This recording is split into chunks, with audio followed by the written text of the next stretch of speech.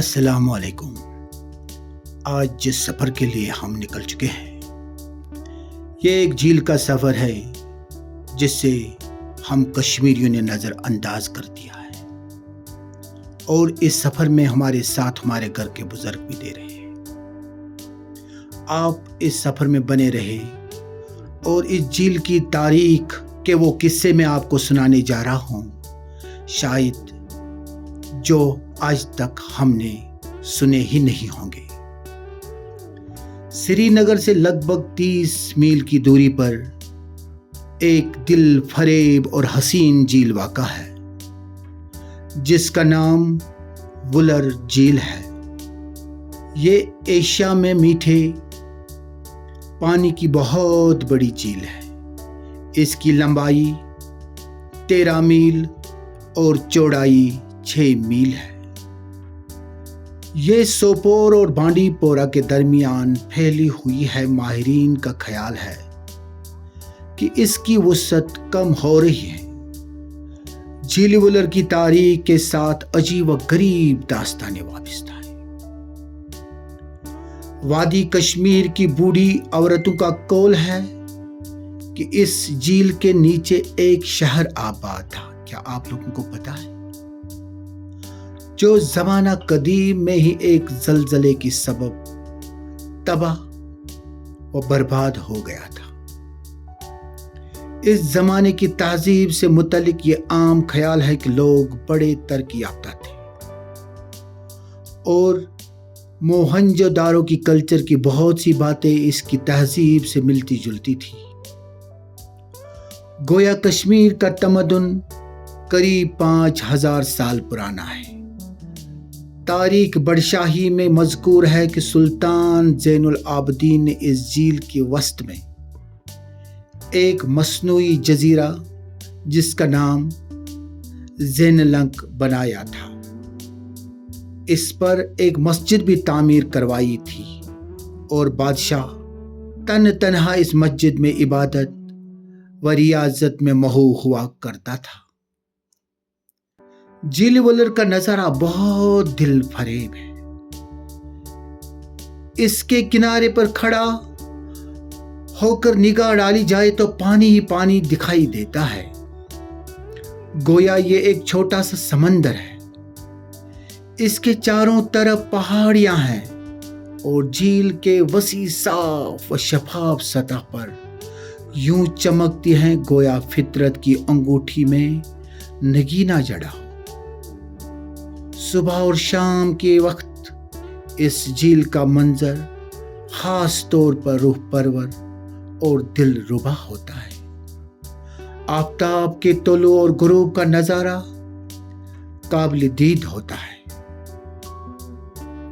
کشمیر میں جو سیاح سیر و سیاحت کے لیے آتے ہیں وہ اس جھیل ولر کو دیکھنے ضرور جاتے ہیں۔ جھیل میں ہر وقت کشتیاں تیرتی دکھائی دیتی ہے۔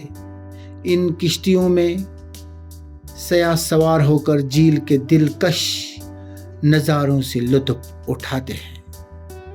اس جھیل کی ایک ناگوارہ خصوصیت یہ ہے کہ اس میں دوپہر کے بعد طوفان آتا ہے جس کو کشمیری لفظ میں وجواؤ بھی کہا جاتا ہے۔ اس طوفان کی وجہ سے آئے دن حادثات رونما ہوتے رہتے ہیں۔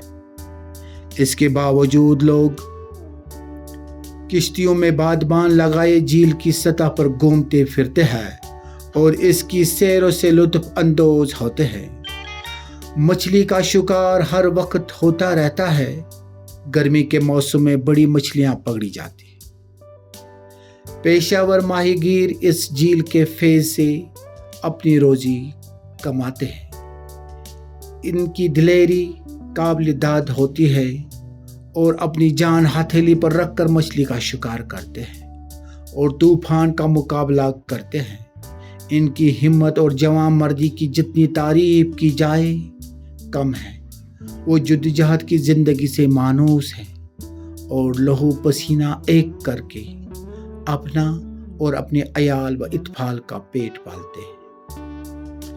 جھیل ولر کی سیر کے لیے حکومت نے بہت سی سہولیتیں بہم پہنچائی ہیں۔ سوپور سے بانڈی پور تک جھیل کے ارد گرد ایک کشادہ سڑک بنائی گئی۔ آنے جانے کے لیے سرکار نے بسوں کا انتظام کر رکھا ہے۔ اگر سری نگر سے صبح روانہ ہوں تو دوپہر کا کھانا جھیل کے کنارے پہاڑی کے دامن میں بیٹھ کر کھا سکتے ہیں، جہاں فضا میں سکون طاری ہوتا ہے اور ہر طرف فطرت کی عظمت اور اس کا حسن دل کو سرور پر راحت دیتا ہے۔ کچھ دیر کے لیے انسان کا دماغ زندگی کے روز مرہ کے غموں اور فکروں سے یکسر آزاد ہو جاتا ہے۔ سکولوں اور کالجوں کے طلباء اکثر تعلیم و تفریح سیر کے غرض سے جھیل وولر پر آتے ہیں اور اس دل افزا مقام پر آ کر ٹھہرتے ہیں۔ ان میں بعض تو ڈونگوں اور ہاؤس بوٹوں میں بھی قیام کرتے ہیں۔ سارا دن جھیل کی سیر کرتے ہیں اور شام کو واپس چلے جاتے ہیں۔ یاد رہے، یہ جھیل ایشیا میں صاف پانی کی سب سے بڑی جھیل ہے، اور اس جھیل پر آج ہم نے نمکین چائے اور وہ بھی سماور میں بنا کر ایک ایکسپیریمنٹ کیا، کیونکہ اب سماور جو کشمیر کی پہچان بنی ہوئی تھی وہ گھروں سے غائب ہوتا جا رہا ہے۔ جب میرے بزرگوں نے اس چائے کا لطف اٹھایا تو واقعی ان کو پرانی یادیں تازہ ہو گئی۔ اس ولاگ کو دوسروں تک پہنچانے کے لیے شیئر کریں اور میری چینل کو سبسکرائب کر کے ہماری حوصلہ افزائی بھی کریں۔